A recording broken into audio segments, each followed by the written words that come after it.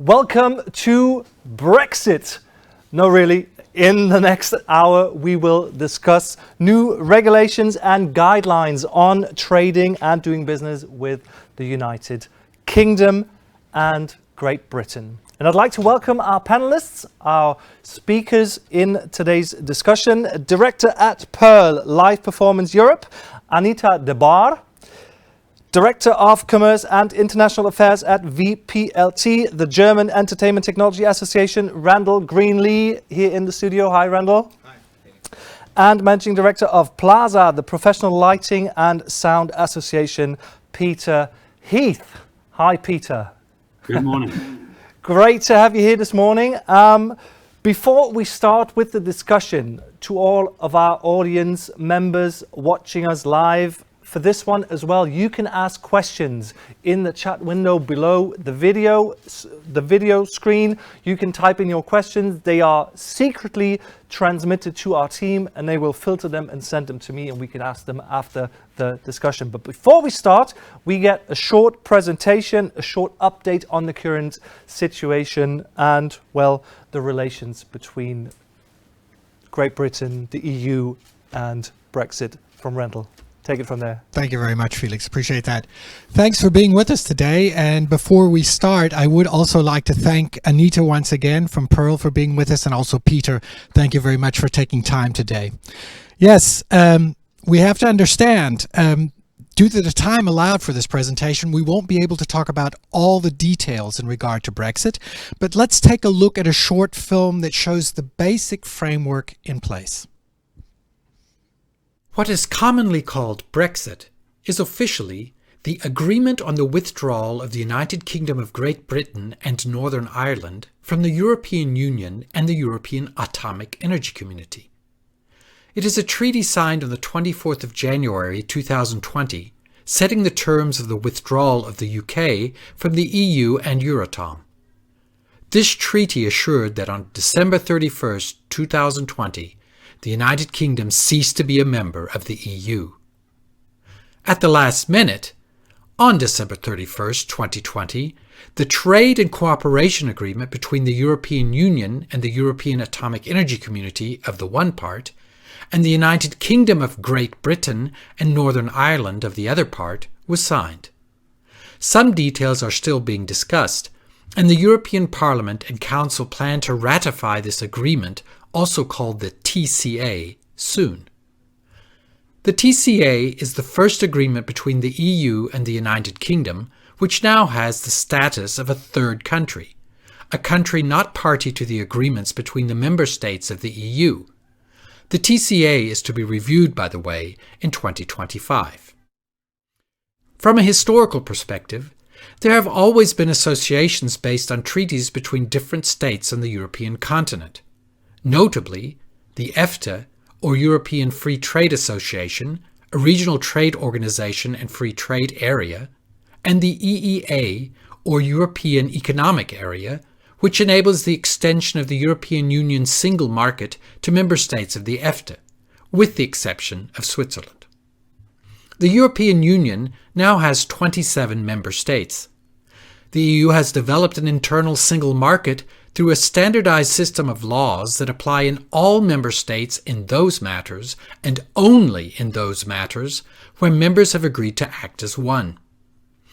EU policies aim to ensure the free movement of people, goods, services, and capital within the internal market, enact legislation in justice and home affairs, and maintain common policies on trade, agriculture, fisheries, and regional development. It is the second largest economy in the world in nominal terms, after the United States, and the third one in purchasing power parity terms, after China and the US. The European Union's GDP was estimated to be around 15 trillion nominally in 2020, representing around 16.6% of the global economy. The United Kingdom became the first member state to leave the EU and consists of 4 countries: England, Scotland, Wales, and Northern Ireland.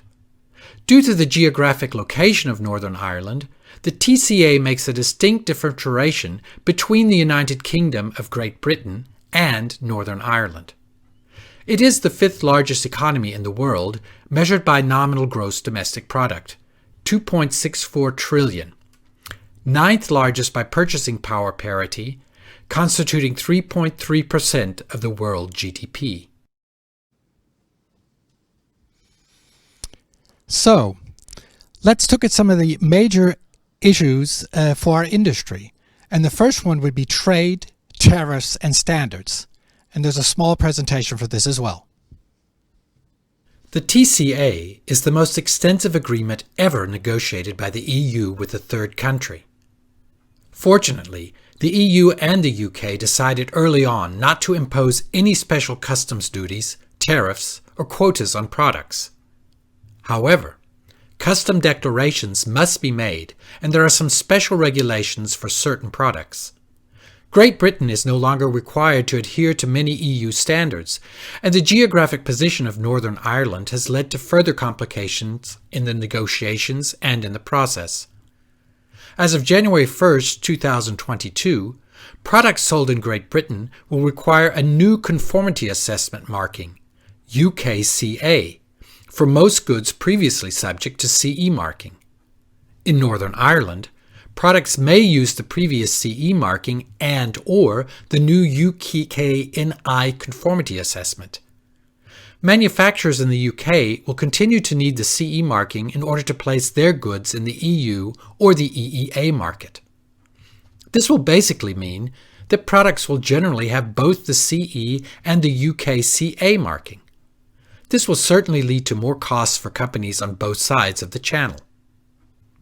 To ensure the continued stability of the European standardization system and to give confidence to European business and consumers, CEN and CENELEC members have agreed at their online General Assemblies on the 18th of June 2020 to extend the current transition period for the UK member, BSI, the British Standards Institute, until the 31st of December 2021. However, this could change and is an important issue for our sector. It is a good reason to support industry associations involved in their national and international standards bodies such as DEAN and CEN, to ensure that products are not subject to a multitude of different international standards specifications. Yes, and for a sector that relies very strong on international touring and a mobile workforce, the limitations on worker mobility will be a big challenge for our sector. This was one of the major issues for the Conservative British government, was to make sure that they could become more control over the movement of workers to the United Kingdom.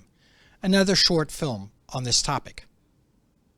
There is no annex in regard to the mobility of workers in the TCA. This means that the agreement is very minimalistic in regulating this topic, allowing for more detailed national rules to be established. To summarize a very complex issue, it can generally be said that mobility will be much more difficult and an even more bureaucratic process than before Brexit. For those who find the changes radical, remember, the United Kingdom now has third country status and is neither a member of EFTA or the EEA. EU citizens who want to work in the UK will be required to apply for a visa in order to do so. The immigration rules allow for short and long-term visas. For example, in the short-term visa program, EEA nationals in the industry can be allowed to work in the area of temporary worker, creative and sporting visa T5. Each applicant will need to provide a certificate of sponsorship from a licensed employer before they can apply to come to the UK to work. The work done must relate to the work of the sponsor organization. The earliest an application can be made for this visa is 3 months before the date the work is to begin. There is a special global talent visa in the long-term program, allowing artists to perform and settle permanently in the UK.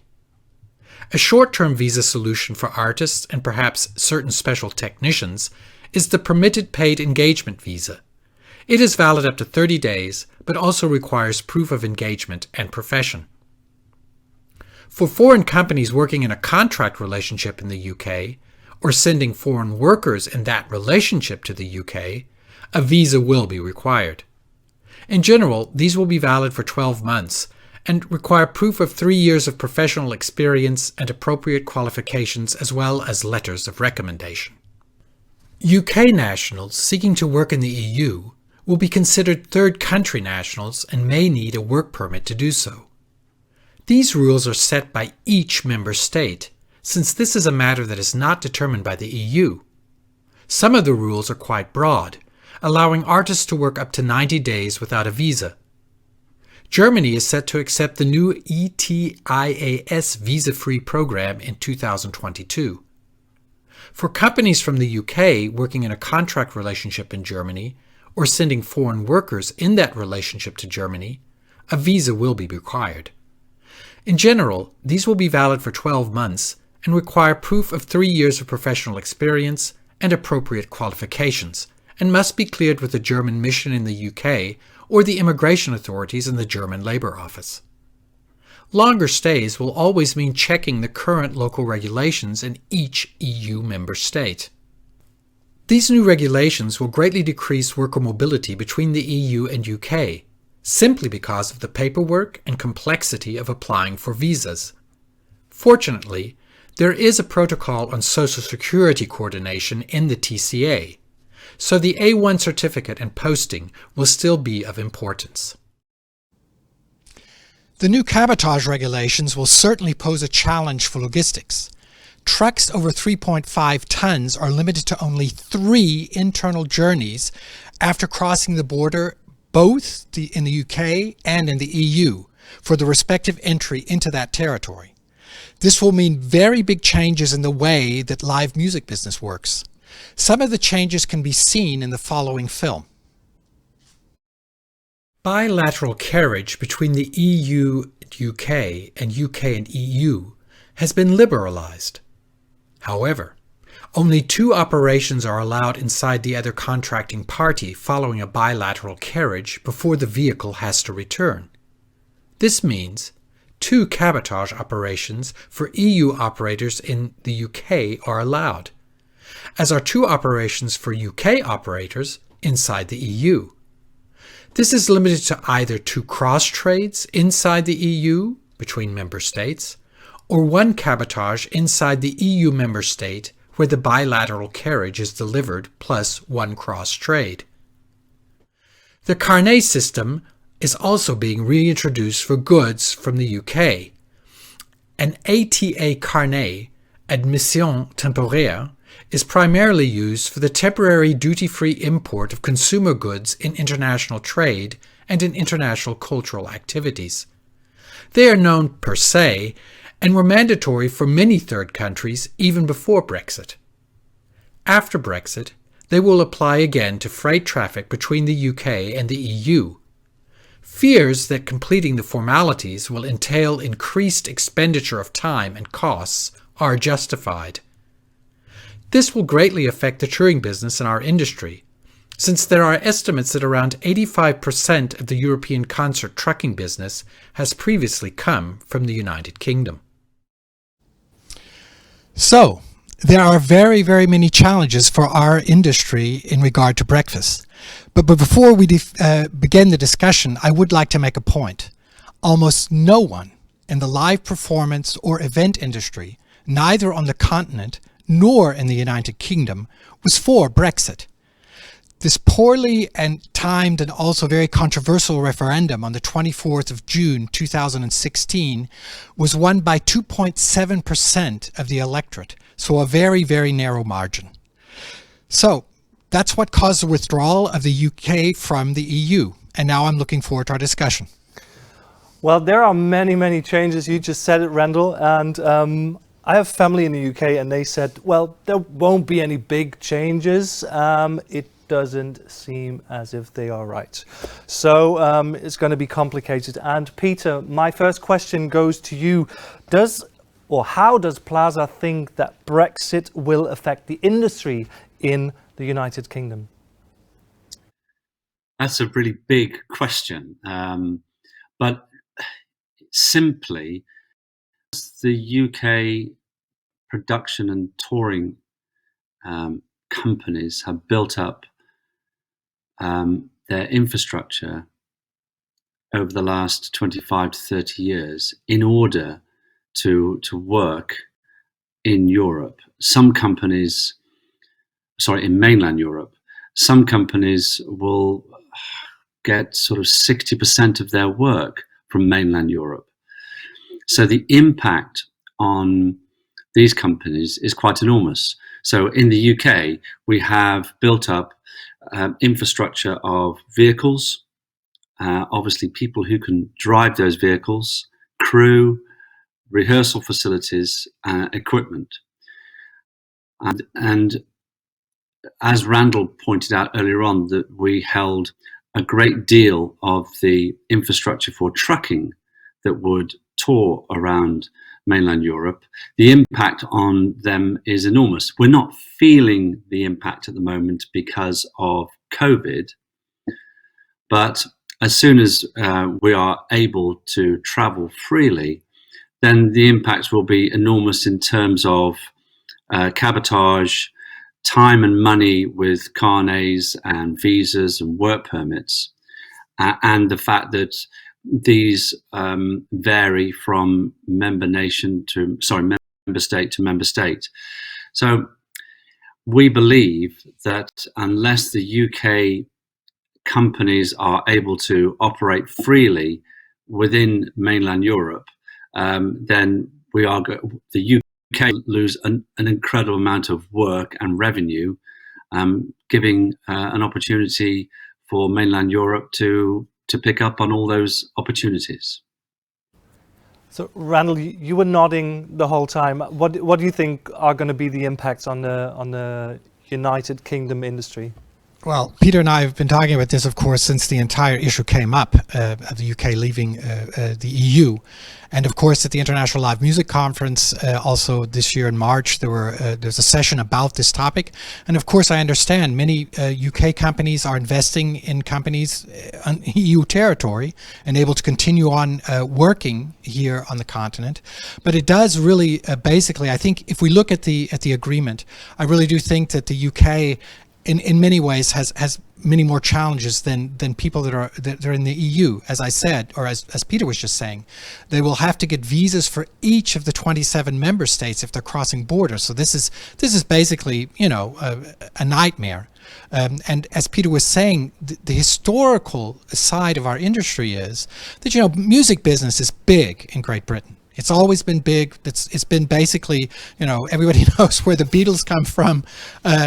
That was one of the reasons why it historically evolved there, I think, is simply because the music business itself is very big. So, of course, production started, and you know, coming from the United States, most of the big American tours also preferred, up to now at least, to start in the UK because, first of all, the language difference, you know, not that big. Although I think Peter would agree with me, American and British English are a little different. But that was not a big hurdle. That was something that was easy for them to do. And of course, the infrastructure, as Peter was saying, has been developed over the years to perfection.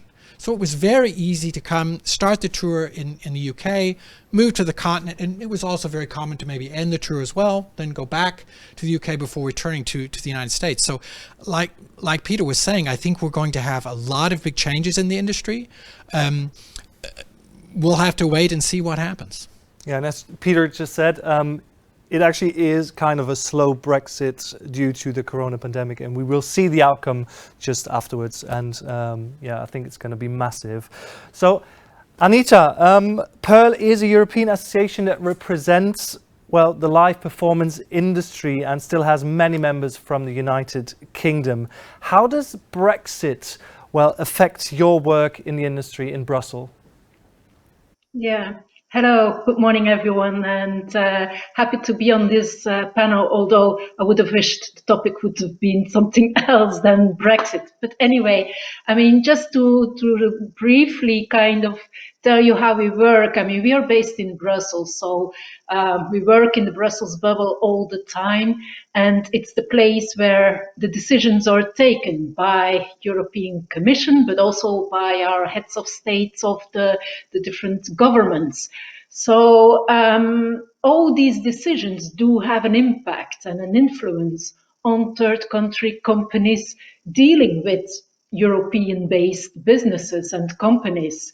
So there's a genuine interest from, say, the outside on what is happening and what is decided in Brussels. Anything could have a strange effect, and you want to be there where the decisions are taken. Now we do that in a kind of strategic way. In those narratives, we also refer to the interest that there is for the EU-based companies. And then there's an exchange that can take place where, as Europe also, and as was presented in one of the opening films, it's one of the biggest trading parts in the world. So there's a genuine interest of keeping the business flowing well. And if you have that conversation of from the outside and from the inside, and how a win-win situation can be created, you can try to get some impact and influence on the people who are taking the decisions and making the proposals. And therefore, we need to have our UK members still very active, because we need their input. And together with our European-based members, we can approach the Commission and try to establish some influence on those decisions. And definitely, I mean, we are already starting to work on when the TCA will be revised. It's of course a 5-year term, but yet this year again is a year where our business is a little bit on hold. So that process is usually slow. It's a tanker that you need to move. So we have to start to work now, and already keep going the conversations and the talks with the Brussels bubble. Yeah, and hopefully it's not a tanker that gets stuck somewhere, as we've seen in the past weeks. Randall, do you want to add your 2 cents, because you're in the topic, and I have the feeling that you're like, this topic. Well, I think I need to make a point for PLASA is also an international organization. It's not just a UK organization. It's very important to note. And Peter also represents companies that are based here on the continent. So that makes it very, very complicated. And we've worked really well with PLASA in the last few years to really reach some wonderful things for our industry. For example, in the eco-design directive, together with Anita from Pearl. So we still see from the standpoint of the VPLT, we still see this need to continue working together, and I know that Brexit is not going to change that at all. However, all these extra things, as Peter was saying, things will change because of this, and it really is a shame. And you know, coming from the United States, I could say I lived through 4 years of Donald Trump. So you know, what was going on there simply because of politics, making it very difficult for me, for example, to try to get German companies to invest in the United States, which before his administration I would have done. I definitely would have told our members who are looking for markets to say, well, maybe the United States is a place to go. But there you can see how politics can really destroy things that are basically for the common good. And I think that what Anita was saying is very important. We're a member of Pearl, and we will definitely try to keep all the channels open. And as Anita was saying, work towards changing the TCA so that for our industry, the internationality that has always been there. And like I said, what I really don't believe, I agree with Peter that they're going to lose some business. I think there's no way around that. But what I don't believe is that the music industry in Great Britain will not continue to be innovative and bring up, you know, new artists and things like that. So that's a little bit of my hope.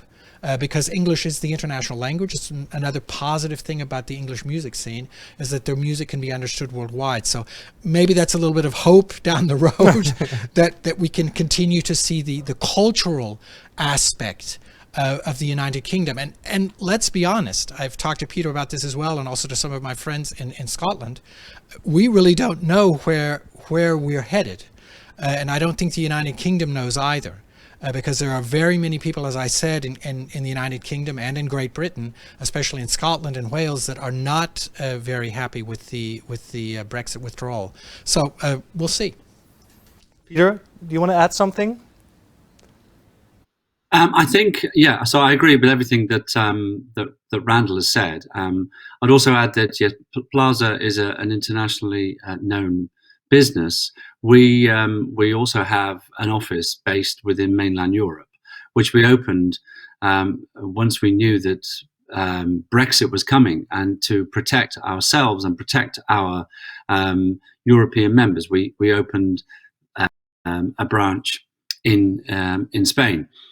In addition to that, we are also members of Pearl, and would echo what Randall has said about the cooperation and collaboration between the work that we've been doing. In terms of the impact that it has on our industry, I think we've probably covered that.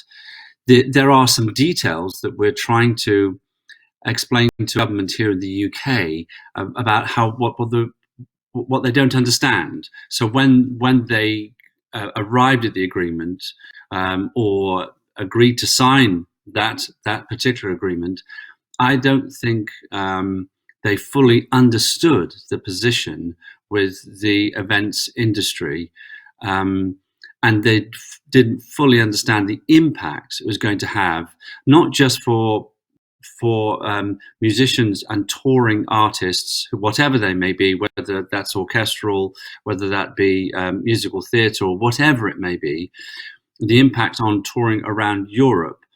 They really didn't understand the impact it was going to have on the revenue that was going to be coming into the UK government, and I think this is the issue that another issue that we're facing.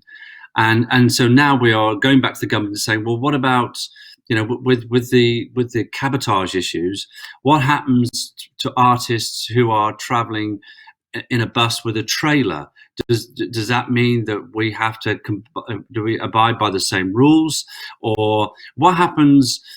What's in the trailer behind the bus? If it's the drummer's drum kit, if it's the violinist's violin, that's their personal equipment. Does that come under cabotage, or does that come under their personal belongings? So therefore, they can take that to many different locations without having to bring it all the way back to the UK or another country. So we're trying to understand more details like that and get clarification for when we can start touring again. So Randall, if the VPLT is involved in the European standard program CEN-TC, will Brexit have any effect on the standard processes in Europe?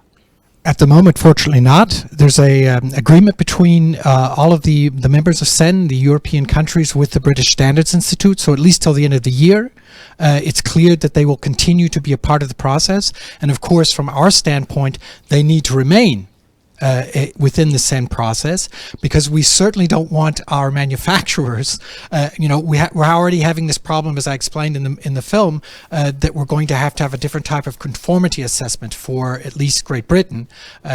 Northern Ireland, like I said, has got the possibility of still using the CE marking, but that's after 2022. What we don't want is to have totally different standards for the UK, and I don't think that manufacturers in the UK want totally different standards than we have in the European continent. So we will continue to work together. We've worked with PLASA for years as far as standards is concerned, and that is a big topic, at least for the manufacturing sector.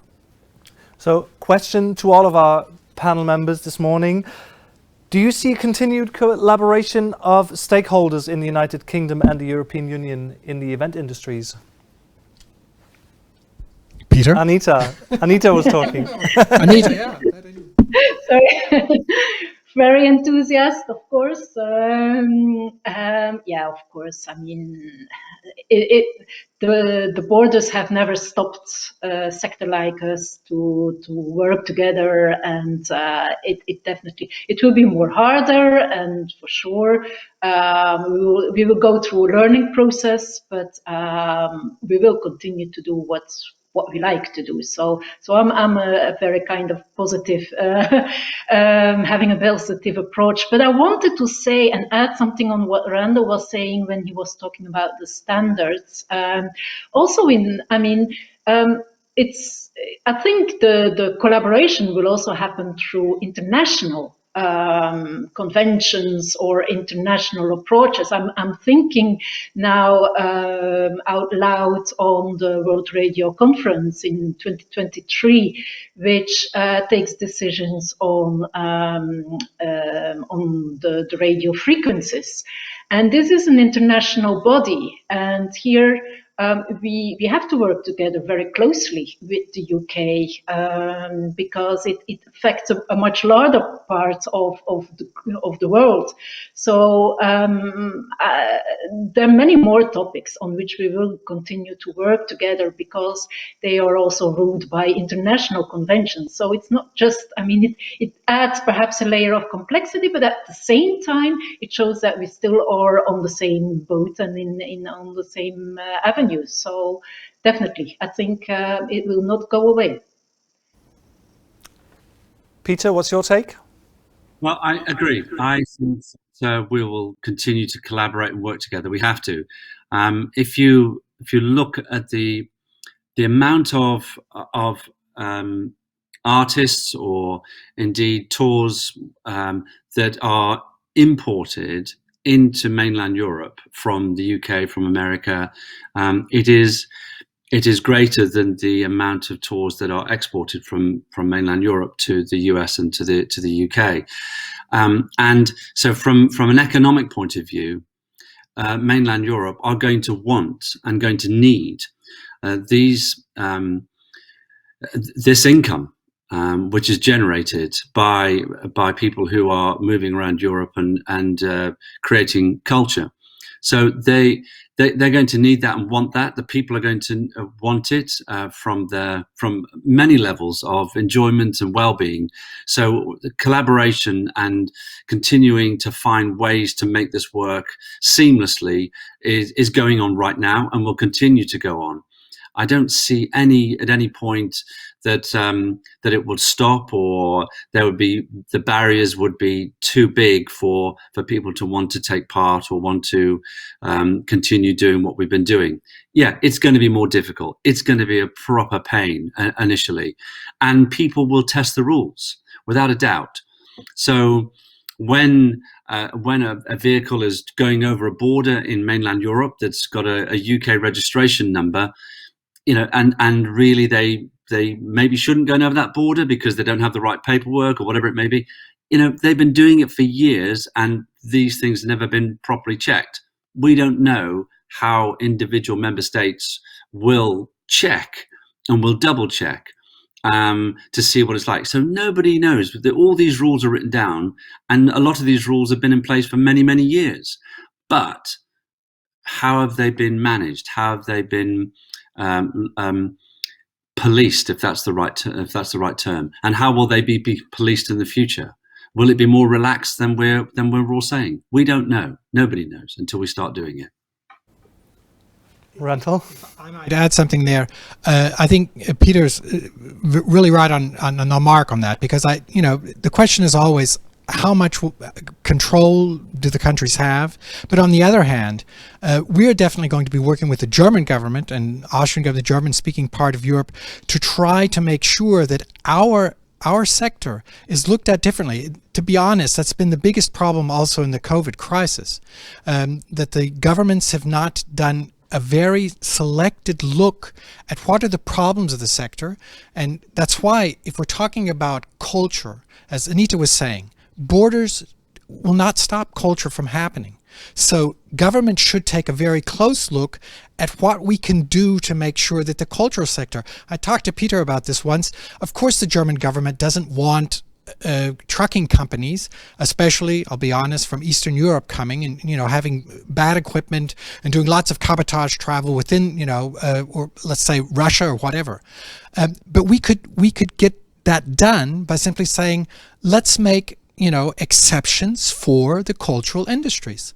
Let's simply say that when a truck is coming from the UK and he has a special, as far as I'm concerned, it could be like a driver's license that says we're a part of the cultural industry. Okay, and then all of a sudden, it's much easier for them to travel. It's much easier for them to work. So I think that's one of the things that the associations in the near future, especially post-COVID, will be working on, is trying to find out how can we still make sure that this cultural exchange, which is very, very important. We've talked a lot, I think, about the economic effects, but there are also other effects, with culture. Anita I'm sure would agree with me. We want the London Symphony Orchestra to be doing tours in Europe because we want to hear the London Symphony Orchestra. Okay, that doesn't have anything to do with economics. It has to do with the way, and I'm sure there are thousands of people in London that want to hear the Berliner Philharmonica. Okay, so those are the things we need to make sure that the politicians understand, that these things go even above and beyond the economic questions. Absolutely. And we're going to continue with our Q&A questions in just a few moments after this clip.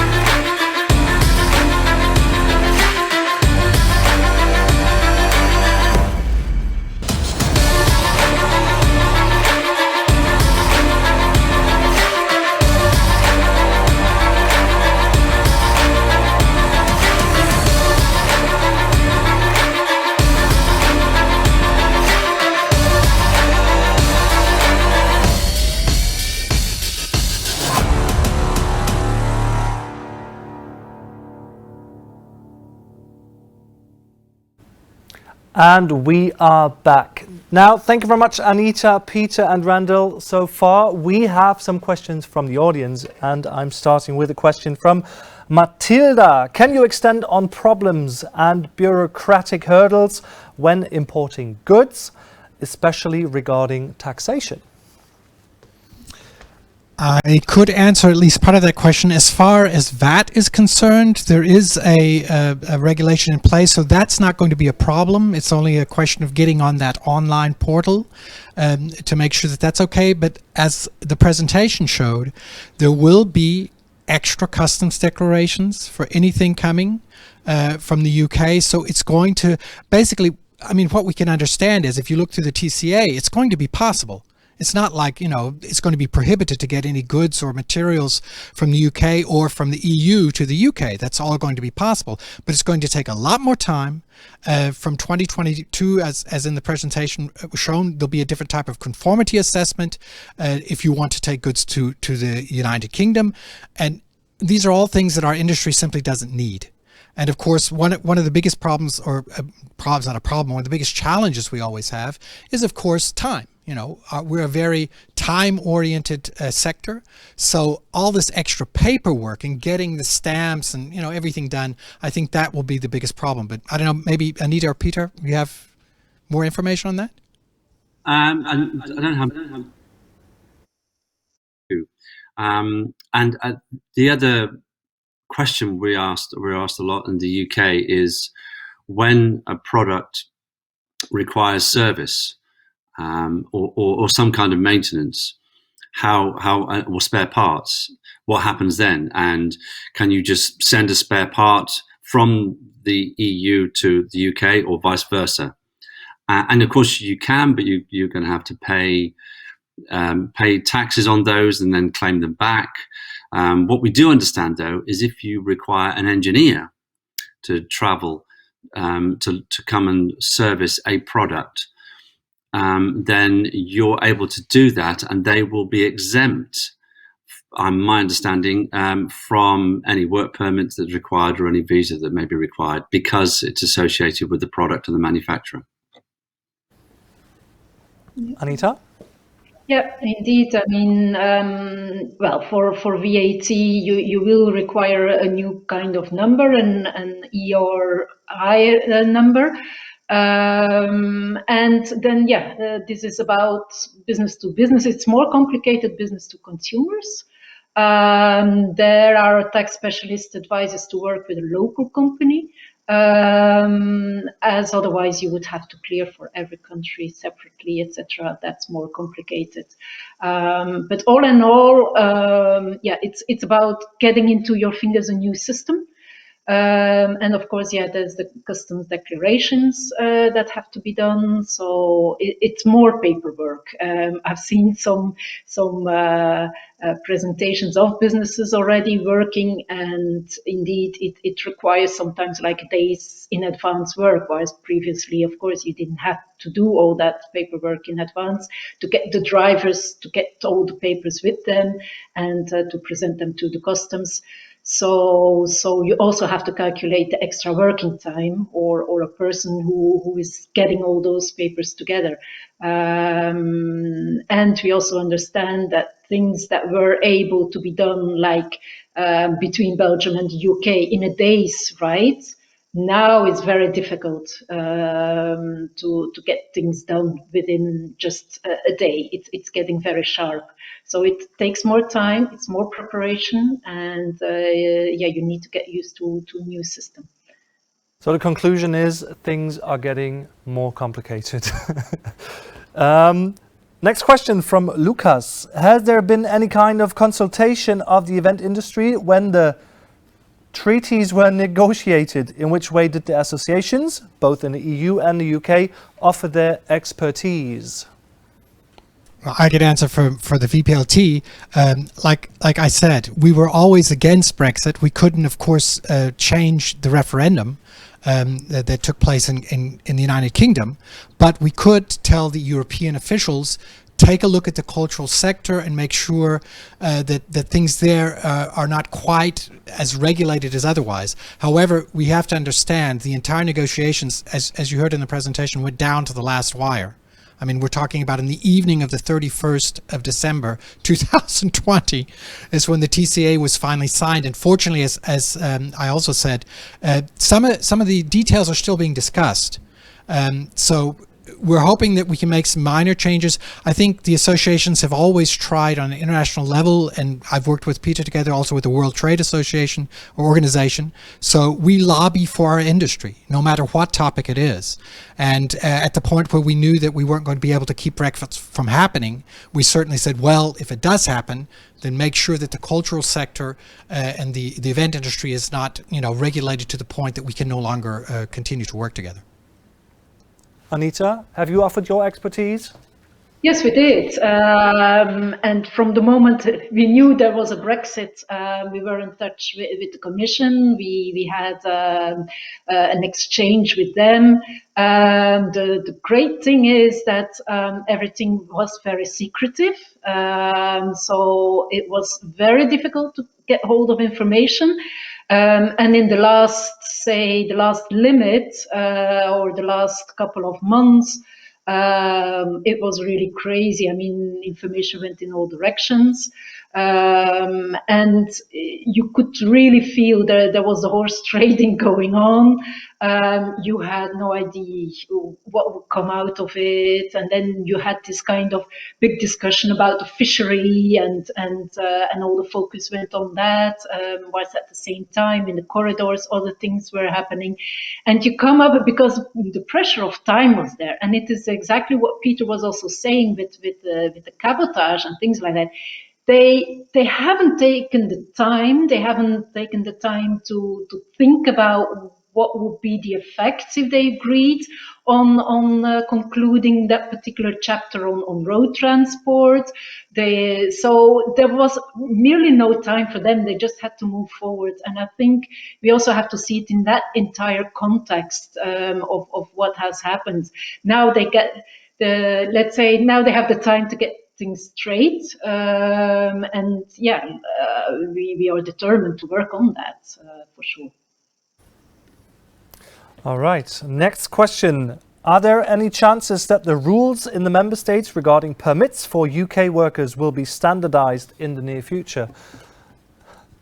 I think Anita needs to answer that one because she has a better view of all of the countries, the member states within. I mean, because of the Pearl members. What do you think, Anita? Will that happen anytime soon? Well, the thing is, work permits are a national competence. I mean, member states want to manage their labor markets. They want to control their labor markets. So it's really into the hands of member states, like how many people they allow in, and is there not competition with the local workforce? But there are, we know, in a range of countries, there are exemptions for very short-term activities. Getting into a standardized process. Well, I worked with our American colleagues for a couple of years on a so-called touring visa, and unfortunately, the timing wasn't right. It was 2014. It was the start of the migration crisis, and everything, all negotiations shut down. There was a great hesitance of member states to go into talking about that. We had the full backup of the parliament. So the parliament had agreed with the touring visa, but everything stopped once it went into discussions between member states. So it's a very kind of difficult process. Maybe we can dig it up again. Because this touring visa had the idea to make it possible to travel and avoid the kind of limitation by the 90, 180-day rule. I know I get a little bit technical here, but it would have allowed to tour inside the Schengen with a maximum of 90 days, because you have to respect that per country, otherwise you get into national visas. But to travel from country to country in a longer period. And that was the purpose or the goal that we had, was to make it possible to tour for a longer time. And this would definitely also facilitate touring companies that come to mainland Europe, say during the summer festival season. It's usually longer than 3 months. You start in Scandinavia in June, and you end up in Southern Europe in September. So already that covers 4 months. So that was the idea. Let's see if we can pick it up. The migration issue has gone off a little bit of the political agenda. So who knows? Maybe we have an opportunity to get some interest for it again. Randall, any standards in sight? Like I think Anita was saying, the difficulty is, I mean, basically we could ask the audience as well. I mean, how much Europe do we want? This is the big question. This is the big question for those countries that are still in the European Union. How much Europe do we want? Because we always have these situations where we say, okay, this is something that the European Union, it's not a matter that the European Union decides, but the member states themselves. So several years ago, we talked about this in our association as well. There were 5 different roadmaps for how Europe could go. And a lot of people are now saying it would be better if we had even more European consensus on these types of issues.